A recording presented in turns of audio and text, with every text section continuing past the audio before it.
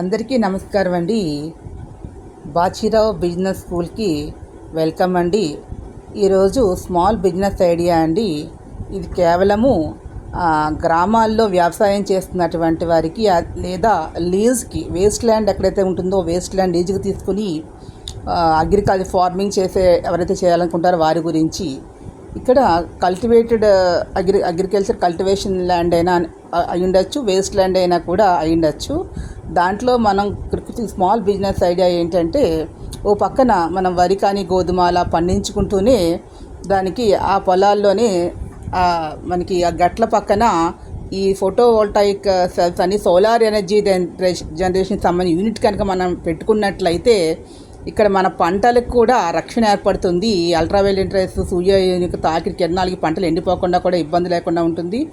అదేవిధంగా మనకి solar energy కూడా జనరేట్ చేసుకోవచ్చు.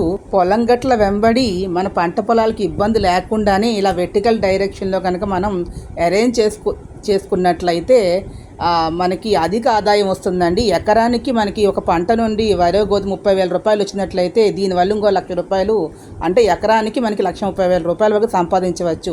ఒకసారి మనం యూనిట్ కనుక పెట్టుకున్నట్లయితే ఇంకా మనం దాన్ని చాలా కాలం వరకు 15 years వరకు దాన్ని వాడుకోవచ్చు. ఎటువంటి ఇబ్బంది కూడా ఉండదు.